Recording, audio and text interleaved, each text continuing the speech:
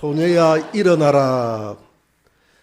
가브나움 근처에 큰 권세가 있는 회당장 야이로가 살고 있었습니다.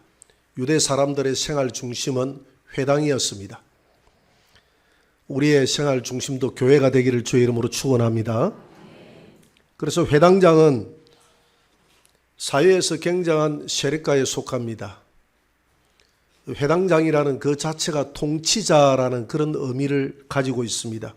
후진국 사회에서는 권세와 부가 함께 밀접하게 연결되어 있는 것을 보게 됩니다. 이 회당장도 마찬가지입니다. 부도 가졌고 권세도 가지고 있는 그런 사람이 바로 오늘 야이로입니다. 그런데 이 야이로의 가정에 큰 문제가 생겼습니다. 어둠이 찾아왔습니다. 가정에 웃음을 주었던 12살 먹은 그 딸이 급한 죽게 되었던 것입니다. 죽음을 앞두고 있어요. 그래서 여러 명의들은 다 모아서 약을 써봤지만 약이 효과가 없었습니다. 그런데 그 지역에 예수님이 왔다는 이야기를 듣게 됐어요. 당시 예수님의 소문을 들었던 회당장 야이로는 모든 체면을 다 뒤로 하고 이 예수님 앞에 나아가서 무릎을 꿇고 주님 앞에 간구합니다. 오늘 23절, 24절을 한번 봅시다. 다 같이 읽어봅시다. 간곡히 구하여 이르되 내 어린 딸이 죽게 되었사오니 오셔서 그 위에 손을 얹으사 그로 구원을 받아 살게 하소서 하거늘 이에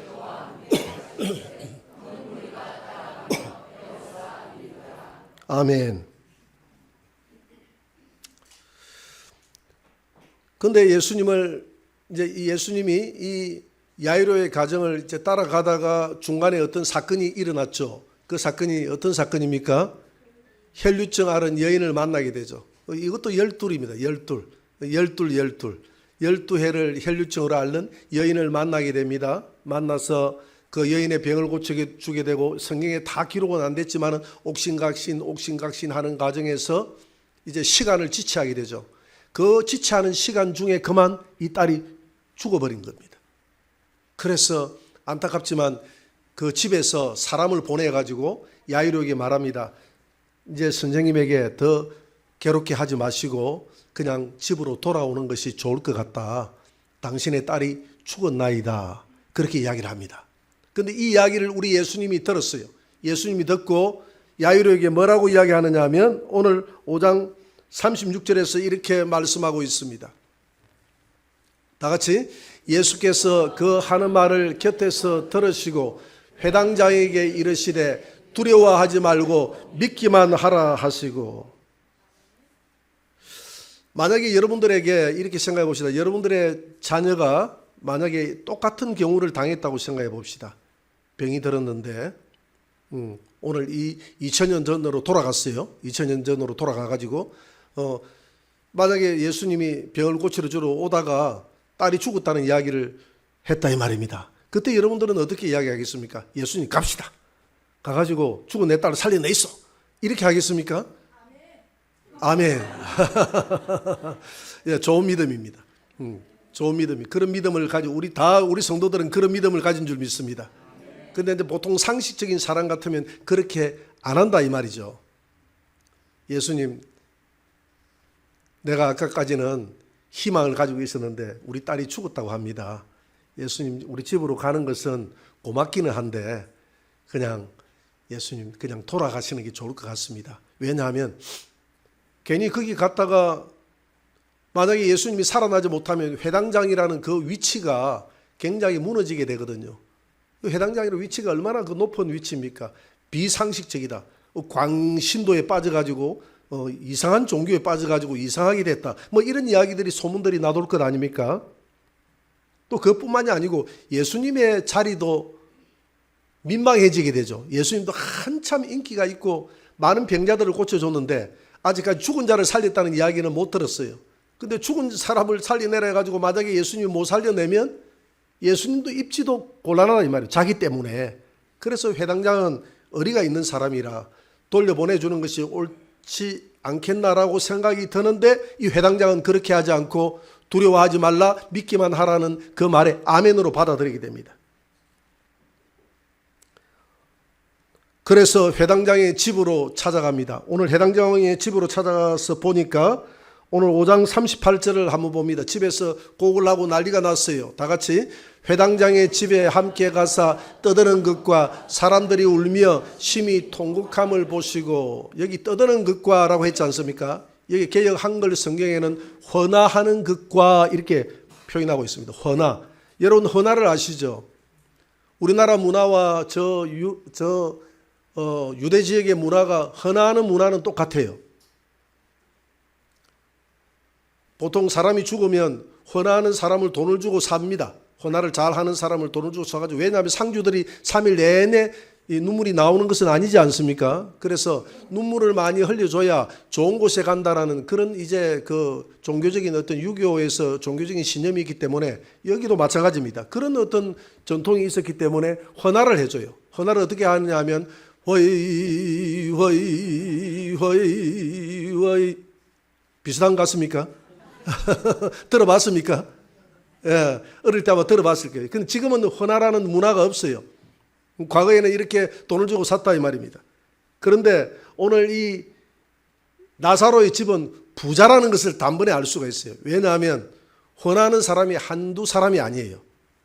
한 사람 두기도 어려운데 여러 사람이, 왜냐하면 여기에 보니까 오늘 38절에도 여러 사람들이라는 복수를 썼지 않습니까? 사람들이 울었다라고 했는데 이 헌화하는 사람들이 지금 울고 있는 겁니다. 그리고 40절에도 그들이 비웃더라라고 했지 않습니까? 예수님이 두려워하지 말라, 내가 살리겠다라고 하니까 헌화하는 사람들이 비웃는 거예요. 그들이 비웃었다는 거 보니까 복수예요. 그러니까 최소한 헌화하는 사람들이 2 이상, 3, 4명은 됐다는 겁니다. 24시간 교대하려고 하니까 한 4명은 됐다는 것이죠. 서로 한 10시간씩 교대하려고 하니까. 이 부자였습니다. 야이로의 집은, 굉장히 회당장 야이로의 집은 부자라는 것을 알 수가 있습니다. 그리고 또 한 가지는 이 야이로가 굉장히 부자였음에도 불구하고 겸손한 사람이었습니다. 여러분, 부와 권력을 지면 겸손해지기가 쉽지 않습니다. 그렇지 않습니까? 부와 권력을 지면 겸손해지기가 쉽지 않아요. 그런데 이 야이로는 겸손한 사람이었습니다. 5장 22절을 한번 볼까요? 다 같이 읽어봅시다. 회당장 중에 하나인 야이로라 하는 이가 와서 예수를 보고 발날에 엎드렸다라고 합니다. 여러분, 야이로가 어떤 사람입니까? 회당장이잖아요. 당시에 서기관, 회당장, 대제사장 이런 사람들은 굉장한 지도자요, 권세자입니다. 당시의 권세자들은 예수님과 대척점에 놓여 있는 사람들입니다.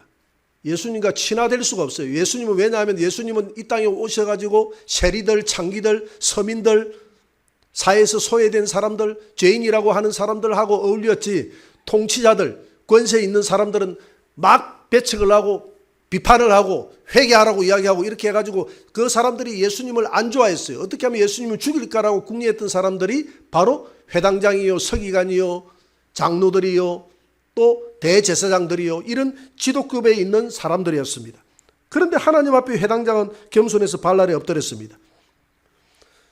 우리 성경에 보니까, 신약에 보니까 예수님 앞에 발날에 엎드려서 도움을 요청했던, 그러니까 예수님에게 찾아와서는 안 되는 사람이 세 사람 찾아온 사람이 있어요.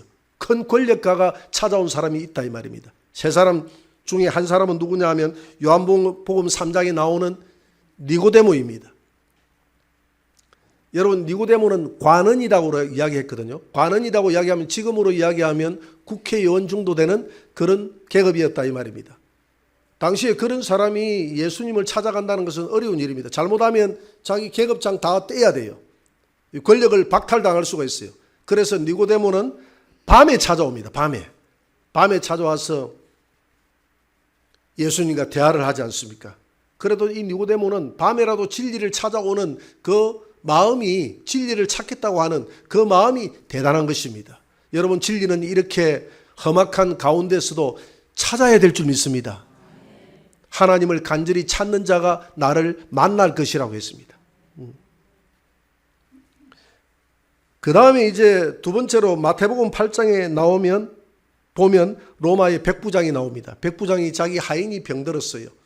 하인이 병들었을 때 하인을 고쳐달라고, 자기 아들도 아니고 하인을 고쳐달라고. 당시에 하인은 그냥 천대했거든요. 굉장히 천대 계급이었습니다. 그랬던 그 하인을 위해서 본인이 직접 나서서, 로마의 백부장이 직접 나서서 예수님 앞에 엎드려서 자기 하인을 고쳐달라고 이야기합니다. 그것도 집에 들어오지 마시고 명령만 해달라고 이야기합니다. 얼마나 믿음이 좋습니까? 동서에서 이만한 믿음을 본 적이 없다라고 이야기를 했습니다. 예수님이. 여러분, 백부장이 어떤 사람입니까? 로마에서 지금으로 이야기하면, 군대로 이야기하면 대대장급 이상 되는, 대대장이나 연대장급, 한 대령 정도 되는 계급이었어요. 지금은 우리가 평시니까 그런 계급이 높게 여겨지지 않지만은 전시가 되면 굉장한 계급이다 이 말입니다. 많은 병력들을 데리고 있죠.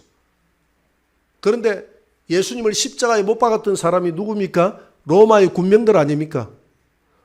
지금 백부장은 예수님을 십자가에 못 박고 예수님을 통치하고 예수님을 다스려야 될 사람이지, 예수님에게 와가지고 굽신거리고 지금 도움을 요청해야 될 계급이 아니다 이 말이죠. 그럼에도 불구하고 그는 겸손하게 예수님께 엎드립니다. 하나님은 겸손한 자를 쓰시는 줄 믿으시기 바랍니다. 교만한 자를 하나님이 대적하고 겸손한 자를 하나님이 사용한다고 그랬어요. 세 번째로 엎드려서는 안 되는 사람이 엎드린 사람이 있는데, 오늘 본문에 나오는 야이로입니다. 야이로. 마가복음 5장 21절에서 24절에 보니까 제가 읽어보겠습니다. 회당장 중 하나인 야이로라 하는 이가 와서 예수를 보고 발날에 엎드려 많이 간구하여 가로되 내 어린 딸이 죽게 되었사오니 오셔서 그 위에 손을 얹으사 그로 구원을 얻어 살게 하소서. 우리가 예수님에게 나아갈 때 어떤 자세로 나아가야 된다라는 것을 알 수가 있어요. 겸손한 마음으로. 그냥 중얼대듯이, 우리가 연물리하듯이 이렇게 기도하지 말고 항상 우리가 손을 모으고 주님 앞에 기도할 때는 이렇게 겸손한 마음으로, 내가 쫙 엎드린다는 마음으로. 이사야 6장에 보니까 하늘에 있는 천사들이 우리 하나님을 예배하는 장면이 나오지 않습니까? 어떻게 예배합니까? 6날개가 있는데 2날개는 눈을 가렸다고 그랬어요. 감히 하나님을 쳐다볼 수가 없어요. 2날개로는 발을 가렸다고 해서, 발은 죄를 상징하거든요. 죄악을 가지고 하나님 앞에 나아갈 수 없다는 것을 상징하는 것입니다. 그래서 하나님 앞에 2눈을 가리고 하나님을 볼 수 없는 마음으로 그 가운데 있는 2날개를 가지고 창하면서 거룩하다 성부 하나님, 거룩하다 성자 예수님, 거룩하다 성령 하나님 하고 삼일체 하나님을 찬양하는, 예배하는 모습이 나와 있지 않습니까? 우리가 그런 마음으로 예배해야 된다 이 말입니다. 감히 죄인이 하나님 앞에 설 수 없는 모습으로 엎드려서 기도하면 하나님께서 바리새인의 기도보다는 하나님 앞에 엎드려 기도했던 세리의 기도를, 비록 죄인이지만 더 영광을 얻은 것처럼 하나님께서 그렇게 겸손하게 나아가는 자의 기도를 받으시는 하나님이신 줄 믿으시기 바랍니다. 그것뿐만이 아닙니다. 하나님은 오늘 죽은 자를 3번 살렸다라고 나와 있어요. 죽은 자를 3번 살렸다. 오늘 요한복음 11장에 보니까 나사로를 살렸다라고 나와 있습니다. 나사로를 살렸어요. 누가복음 7장에 나인성의 가부의 아들을 살렸다라고 이렇게 기록되고 있습니다. 그리고 오늘 야이로의 딸을 소생시켜 주셨습니다. 오늘 역사상 3번밖에 없는 그 부활의 현장에서 하나님이 야이로의 딸을 살려줬다는 것은 그만큼 야이로가 하나님 앞에 겸손했고, 두 번째는 야이로의 그 마음의 중심을 아시는 그 믿음을 보시고, 하나님은 우리의 의를 청량하실 때 믿음으로 의를 청량하는 줄 믿으시기 바랍니다. 물론 우리 행위를 안 보는 것은 아니에요.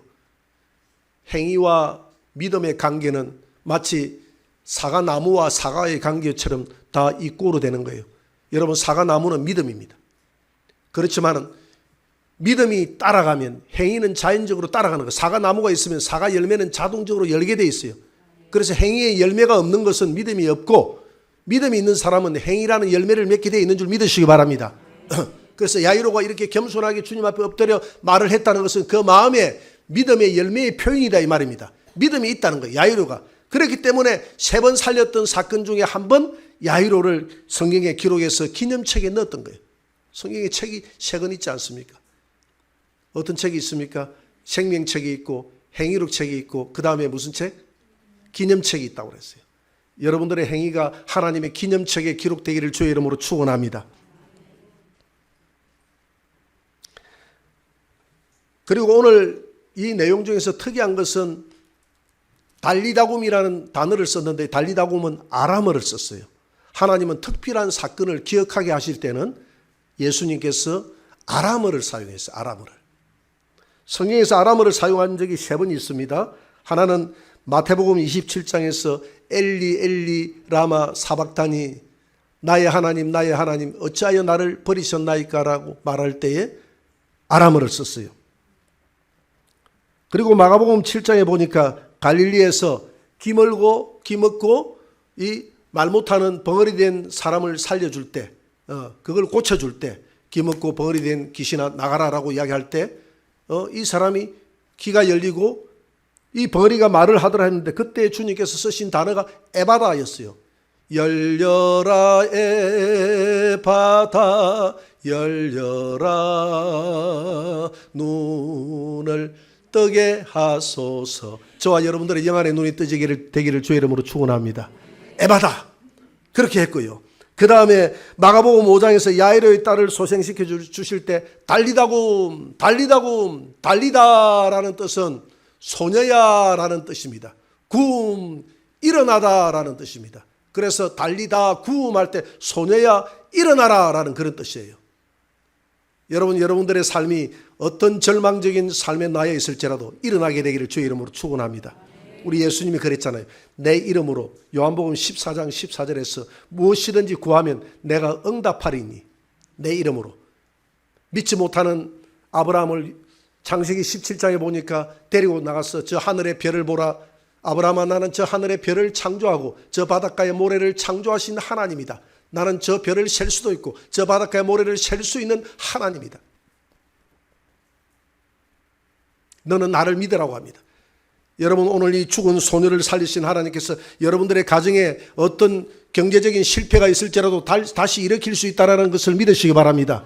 병든 사람이 있으면 다시 일으킬 수 있다는 믿음을 가지고 기도하시기 바랍니다. 우리 자녀들이 어렵고 힘들어도 우리 자녀들이 믿음의 현장으로 돌아오는 큰 꿈을 그리게 되시기를 주의 이름으로 축원합니다. 아무리 어려운 상황과 환경이 있다 한다 할지라도 주님 앞에 기도하면 나는 전능한 하나님이다. 나는 달리다굼 할 수 있는 하나님이라는 것을 믿으시고 하나님 앞에 엎드려 기도하시기를 주의 이름으로 축원합니다. 오늘 마가복음 5장 41절 다시 한번 읽어봅시다. 다 같이 읽어봅니다. 그 아이의 손을 잡고 이르시되 달리다굼 하시니 번역하면 곧 내가 내게 말하노니 소녀야 일어나라 하심이니라. 12살 먹은 귀여운 이 소녀는 이 야이로의 가정의 행복의 근원이었습니다. 자녀들이 얼마나 행복을 줍니까? 부부간의 사이가 좀 안 좋아도 자녀들을 쳐다보면 그냥 이게 화해가 되는 게 가정이에요. 이 자녀들이 행복이에요. 남편은 비록 아내를 버리고 아내는 남편을 버릴지라도 자녀를 버릴 수가 없는 거예요. 내 몸에 태어난 자녀가 그만큼 소중한 이 자녀가 12살 먹은 자녀가 아직까지 피어나보지도 못한 자녀가 죽었을 때 이 가정에 모든 빛은 사라지고 어둠의 폭풍이 몰아치기 시작합니다. 저와 여러분들의 삶 가운데서도 이런 폭풍이 몰아칠 때가 있다 이 말입니다. 여러분 이어령 교수를 아시죠? 이어령 교수 문화부 장관이기도 하시고요. 우리나라 최고의 지성인이라고 하지 않습니까? 이분은 철저한 무신론자입니다. 그런데 딸 미나가 예수님을 잘 믿고 목사가 됐어요. 그런데 두 눈에 실명이 왔습니다. 망막박리라는 정상으로 두 눈에 실명이 와서 눈을 뜬다는 것은 불가능한 일입니다 하고 사형 선고를 받았어요. 여령 교수는 하와이에 있는 딸의 집에 찾아가서 하와이에 있는 조그마한 교회를 찾습니다. 거기에서 눈물을 흘리면서 기도합니다. 하나님, 나는 하나님이 살아계신지 모르겠습니다. 그러나 하나님이 살아계신다면 살아계셔서 정말 그 예수님이 오늘 죽은 자를 살리신 예수님, 오늘 달리다굼 하신 예수님, 그 예수님이 내 딸 미나에게 빛을 줄 수 있다면, 그 두 눈에 한 줄기에 빛을 줄 수 있다면 나는 내가 가지고 있는 모든 것을 내려놓고 그 예수님을 믿겠나이다. 믿을 뿐만 아니라 내 인생을 그 예수님을 위해서 다 바치겠다고 그렇게 서원 기도를 하게 됩니다. 그렇게 기도하면서 딸과 함께 기도했던 7개월째 되는 날 눈이 보이기 시작합니다. 두 눈이 보이는 것입니다. 하나님의 기적의 손이 만진 줄 믿으시기 바랍니다. 내 입을 크게 열고 구하라. 그러면 내가 주리라라고 하나님은 말씀하십니다. 무엇이든지 믿는 자에게 주시는 하나님의 기적이 있음을 믿으시기 바랍니다. 여러분들의 기적이 삶이 일상화되는 삶이 되기를 주의 이름으로 축원합니다. 오늘 이 야이로의 딸을 향해서 일어나라고 말씀하신 하나님께서 저와 여러분들도 일어나라고 이야기합니다. 일어나야 될 부분이 많이 있지만 특별히 우리 신앙생활 속에서 오늘 일어나게 되기를 바랍니다. 로마서 13장 11절을 한번 떼어주세요. 다 같이 시작. 또한 너희가 이 시기를 알거니와 자다가 깰 때가 벌써 되었으니 이는 이제 우리의 구원이 처음 믿을 때보다 가까웠습니다. 자다가 깰 때가 됐다. 일어나라.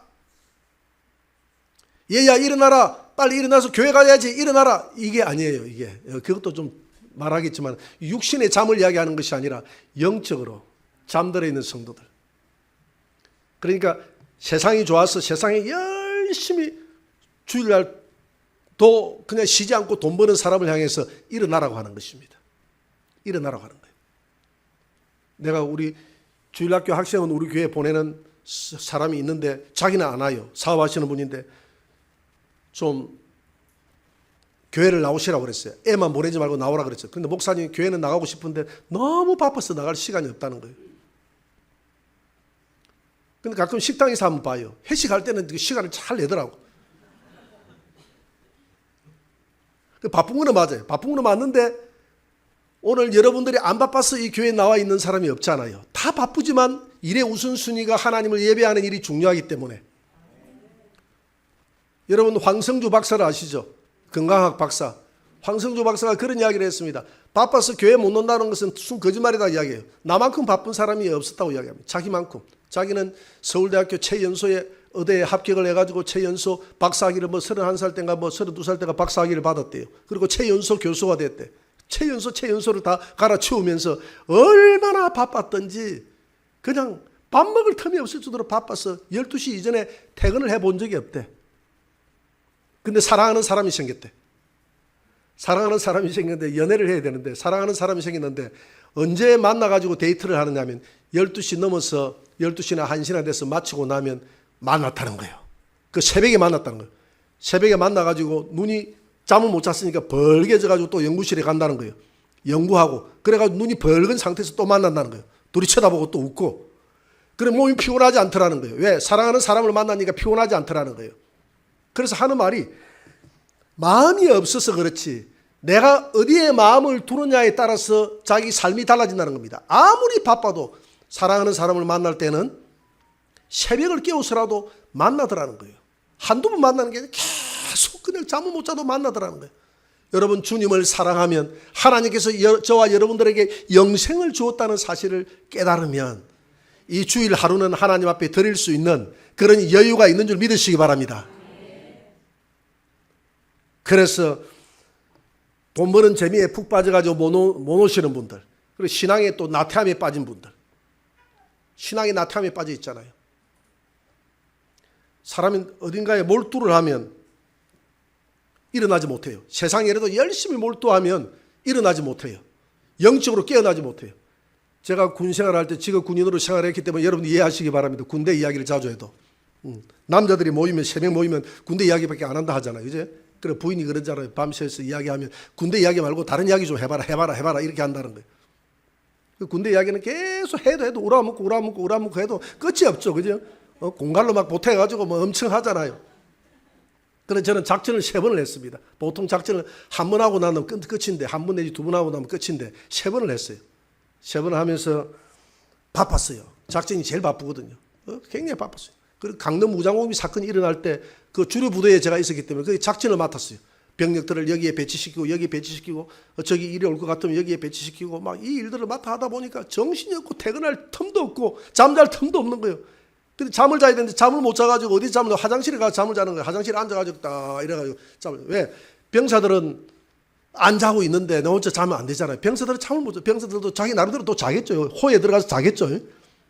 그 죽어도 잠은 못 이기는. 총을 가지고 쏴도 아마 잘 거예요. 아마 눈에 안 보나 뻔한 거예요. 그렇지만은 그렇게 그래서 장교가 되면 그런다는 이야기가 있거든요. 안 먹어도 먹은 척 해야 된다. 배가 고파도 배 부른 척 해야 된다. 아파도 안 아픈 척 해야 된다. 잠을 못 자도 잠을 많지 않은 척 해야 된다.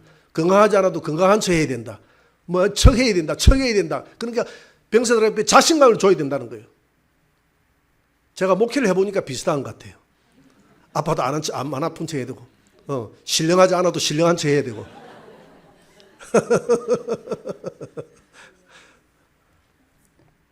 똑같은 인간인데, 똑같은 죄인인데. 그래가지고 일을 하다 보니까, 열심히 일을 하다 보니까 몇 주간이고 뭐 퇴근할 틈이 없는 거예요. 어떻게 몇 주간이고 몇 달이고 퇴근할 틈이 있습니까? 그렇게 열심히 주일 하루는 내가 토요일 날 다 퇴근을 시키고 병사들 다 퇴근시키고 일부 간부들 다 퇴근시키고 혼자 작전을 해야 되니까 이렇게 하고 보니까 누가 생각이 나느냐 하면 우리 진리가 생각이 나는 거예요. 내가 그때까지 결혼했다는 것을 내가 잊어버렸어요.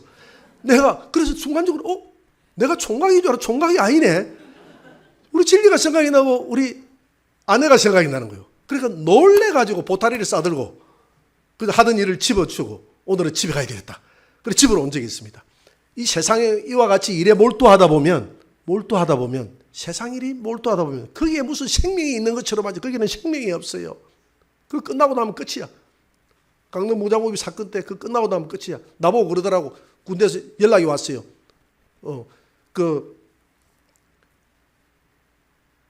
유공자 표창을 주겠다고. 제일 우리 부대에서 사단에서 제일 고생했다고. 내가 제일 작전을 했으니까 제일 현장에서 직접 작전을 해서 제일 고생을 많이 한 사람이 나라고 추천이 됐대. 그래서 유공자 표창을 주겠다 하길래 그 유공자 표창은 나는 필요가 없습니다. 나는 신학하러 나는 목사로 나가기 때문에 군대 생활 열심히 하는 사람에게 주세요 하고 양보를 해버렸습니다. 그런데 지나고 나면 아무 소용이 없는 거예요.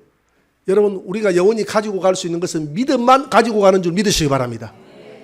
그 유공자 표창도 소용이 없고요. 물질도 소용이 없고 우리 평인철 목사님 그 이야기 했잖아요. 이전에 내가 아파서 수술을 내가 3번인가 받고 보니까 자식도 필요도 없고 아무 물질도 필요 없고 세상 것이 다 보이지 않더라. 오직 예수만 소용한 예수님을 믿는 믿음만 중요하더라는 거예요. 그럼에도 불구하고 우리가 영적으로 나타남이 깨어지지 않잖아요. 예수 믿고 난 다음에 그냥 주일 낮 예배 드리는 것도 큰 힘든데 교회를 다니니까 어쩔 수 없이 그냥 선발 위에 얹어난 성경책 탈탈 들고 우리 교인들은 그런 사람 아무도 없습니다만은 그런 사람들이 있잖아요. 그냥 교회는 그래도 한번 가봐야지. 예, 내가 교인이라는 그리스도인이라는 이야기는 들어야 되니까. 그런 사람이 아가서에 나오는 누구였습니까? 여기 아가서 배우고 있잖아요. 아가서 보면 한 사람밖에 없잖아. 아가서 하면 술람이. 눈치가 빨리 답을 잘해요. 아가서 5장 2절 한번 봅시다. 아가서 5장 2절. 내가 한번 읽어볼게요. 지금 술람이가 이야기합니다. 솔로몬이 찾아와가지고 신랑이다 일어나라 하니까 뭐라고 이야기합니까? 이제 내가 잘지라도 마음은 깨어있는데 내가 잘지라도 나의 사랑하는 자의 소리가 들리는구나. 자기 남편이 찾아왔어요. 문을 두드려 이르기를 나의 누이 나의 사랑 나의 비둘기 나의 완전한 자야 문을 열어다오. 내 머리에는 이슬이 내 머리털에는 밤 이슬이 가득하였도다. 밤을 새워서 지금 찾아왔다는 거예요. 근데 지금 솔로몬은 신혼이고 술람이는 신혼에 훨씬 벗어나 버렸습니다. 왜? 그 다음은 술람이가 뭐라 하느냐면 내가 옷을 벗었으니 들어오든지 말든지 알아서 하시고 내가 어찌 다시 입겠으며 내가 발을 씻었으니 어찌 다시 더럽히라. 못 일어나겠다 이 말이죠. 신랑이다 일어나라 해가지고 벌떡 일어나는 사람은 신혼초요. 아내가 일어나지 않고 굴굴 주무시는 분은 신혼을 헐친 넘겼다 이렇게 보면 되는 겁니다. 지금 예수님이 솔로몬은 지금 예수님의 상징 아닙니까? 예수님이 찾아와가지고 지금 우리 보고 이야기하는 거 술람이는 우리 모습이잖아요. 일어나라. 밤새워 왔는데 내 머리에는 이슬이 가득하다. 이 말은 이슬은 성령 아닙니까? 내가 너에게 성령을 주겠다. 일어나라. 성령을 주고 성령 충만한 받았어. 이슬을 받았어. 나와 함께 손을 잡고 사명지를 향해서 사랑하는 내 신부야 같이 내 손을 잡고 남편 대신 예수님과 함께 사명지를 향해서 가자. 저 잠들어가고 죽어가는 저 사람들을 향해서 우리가 깨우는 이 사역을 감당하자. 가자 하는데 아이고 그냥 주일만 지켜도 내게는 만족한 신앙이 오니 제발 나로 하여금 전도하러 나가자라고 말하지 마시고 기도하러 가자고 말하지 마시고 특별히 금요 철학기도 심야기도 때는 내가 좋아하는 연속곡도 그때 하는데 그때 맞물려 있으니까 하지 마시고 나를 너무 강신도로 만들지 마시옵소서. 누가 그랬어요? 술라미가 그랬고 술라미의 모습이 누구의 모습입니까? 말 안 하시는 분들은 저기 있는 저 집사님 모습이 이렇게 하는 거예요. 내 모습은 아니고 다 내 모습인 줄 믿으시기 바랍니다. 그게 내 모습이에요. 그런데 술라미가 벌떡 일어납니다. 일어나요. 뭐 때문에 일어나느냐? 아가서 5장 4절 5절 한번 봅니다. 5장 4절 5절 한번 봅시다. 다 같이 시작. 내 사랑하는 자가 문틈으로 손을 들이밀매 내 마음이 움직여서 일어나 내 사랑하는 자를 위하여 문을 열 때 몰약이 내 손에서 몰약의 접이 내 손가락에서 문빗장에 떨어지는구나. 지금 술라미가 누워있는데 안 일어나니까 문을 열고 손을 이렇게 내밀었어요. 손을 열고 술라미가 손을 딱 잡았는데 손을 잡고 보니까 술라미 손을 딱 이렇게 쳐다보니까 그냥 몰약이 떨어지는데 몰약은 예수님의 보혈인 줄 믿으시기 바랍니다. 예수님의 그 십자가에 피가 뚝뚝뚝뚝뚝뚝 떨어지는 거야. 예수님의 보혈이 여러분들의 가슴에 녹아나기를 주의 이름으로 축원합니다. 떨어지게 되기를 축원합니다. 이 모습을 보니까 술라미가 안 일어날 수가 없어. 술라미가 벌떡 일어난 거예요. 벌떡 일어난 거예요. 제가 서울에서 근무할 때 우리 담임 목사님이 직장 생활할 때 제가 담임 목사님이 그때 이런 간증을 했어요. 꿈을 꾸는데 꿈속에서 로마 군병이 그 예수님을 어떻게 채찍질하면서 골고다로 올라가는지 자기가 달려갔대. 많은 군중들이 쳐다보고 있는 가운데서 자기가 달려가가지고 제발 우리 예수님 그러지 말라고 하면서 그 로마 군병을 팍 밀쳤다는 거예요. 그러니까 로마 군병이 착 자기를 쳐다보는데 보니까 자기 얼굴이더래. 자기였다는 거예요. 내가 그렇게 주님을 십자가에 채찍에 자꾸 채찍을 주님 한 번 때리고 두 번 때리고 그 주님의 가슴을 보니까 못 자국이 한 자국이 아니라 온 가슴에 못이 박혔는데 그 못을 내가 받게 했다는 거예요. 내가 주님의 못을 받게 하고 거기서 주님의 피가 철철 흐르는 모습을 바라보면서 회개했다는 겁니다. 내가 우리 주님의 심장의 못을 이렇게 박았구나. 주님을 이렇게 내가 채찍을 때렸구나. 그 못자국을 만나는 순간 술라미가 그 주님의 십자가에 그 손을 잡은 순간 술라미가 그 나태의 자리에서 벌떡 일어나지 않습니까? 여러분 그 십자가의 보혈이 여러분들의 손에 잡혀지게 되기를 주의 이름으로 축원합니다. 그것이 느껴지게 되기를 바랍니다. 그래야 할 때 여러분들은 나태의 자리에서 일어날 거예요. 오늘 이 은혜 받고 오늘 주님의 십자가의 보혈이 내 안에 딱 잡혀진 사람들은 오후 예배 하나도 안 빠질 줄 믿습니다. 오늘 오후 예배 안 하고 가는 사람 얼마나 마음이 찔릴지 몰라 지금. 얼마나 찔릴지. 꽉 잡혀주는 사람들은 심야기도 나올 줄 믿습니다. 뭐 수요 예배는 말할 것도 없고 중보기도도 나오고 열심히 낼 거예요. 일어나라 할 때 여러분 우리가 일어나야 할 장소가 많습니다. 절망적인 상황에서 일어나세요. 여러분 어떤 환경인지 모르지만 내 환경 때문에 절망하는 사람들이 많이 있어요. 그러나 절망하지 마세요. 절망은 곧 응답을 주기 위한 하나님의 사건임을 믿으시기 바랍니다. 광야를 지날 때 하나님은 사건마다 응답이 없는 사건을 주지 않았다 이 말. 홍해가 막혀 있을 때 홍해 바다가 갈라지는 그 영광이 기다리고 있었다 이 말입니다. 목마를 때 엘림의 그 물길이 기다리고 있었다 이 말입니다. 배가 고플 때 하늘의 만나가 기다리고 있었다 이 말입니다. 목마를 때 반석에서 물이 나는 사건을 기다리고 있었다 이 말입니다. 여러분 우리에게 어떤 환경이 있든지 사랑하는 내 아들아 내 딸아 일어나라. 중요한 것은 네가 오늘 일어나서 오늘 이 백부장 야이로처럼 믿음을 가지고 나를 바라보는 것이 중요하다. 믿음의 고백을 하는 것이 중요하다. 믿음의 현장으로 뛰어드는 것이 중요하다. 그래서 하나님의 기적이 일상화되는 삶을 살아가게 되기를 주의 이름으로 축원합니다.